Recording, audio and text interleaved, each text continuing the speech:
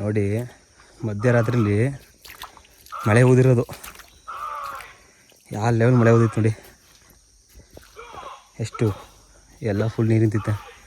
ಬೆಳಗ್ಗೆ ಬಂದು ನೀರು ಹೋಗೋದಕ್ಕೆ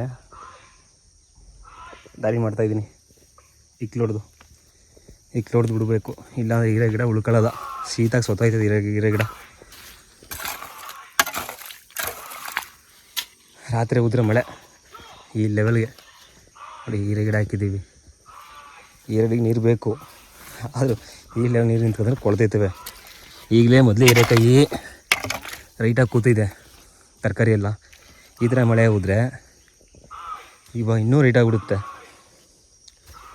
ಅತಿ ಮಳೆ ಆದರೂ ಕಷ್ಟ, ಮಳೆ ಇಲ್ಲ ಅಂದರೂ ಕಷ್ಟನೇ ಯಾವುದೇ ಪದಾರ್ಥಕ್ಕಾದ್ರೂ.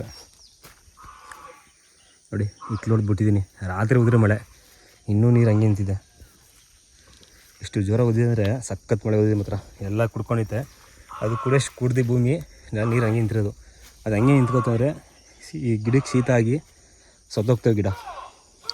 ನಂಜು ಅದಾಗ ಹೊಡಿತವೆ, ಎಲ್ಲ ಸತ್ತೋಗ್ತವೆ. ಅದಕ್ಕೆ ಇಕ್ಲೋಡ್ ಬಿಡ್ತಾಯಿದ್ದೀನಿ. ನಿಮ್ಮ ಕಡೆ ಇದೇ ಥರ ಮಳೆ, ನಿಮ್ಮ ಸೈಡು ಕೂಡ ಮಳೆ ಓದಿದೆಯಾ ತುಂಬ? ಇಲ್ಲೇ ಅಂತಲ್ಲ, ಇದೆಲ್ಲ ಕುಡ್ಕೊಂಡಿದ್ದೆ ಸದ್ಯಕ್ಕೆ ಫುಲ್ಲು. ಈ ಗದ್ದೆ ಎಲ್ಲ ನೀರು ನಿಂತಿತ್ತು, ಕೆಳಗಡೆ ಕುಡ್ಕೊಂಡಿದೆ.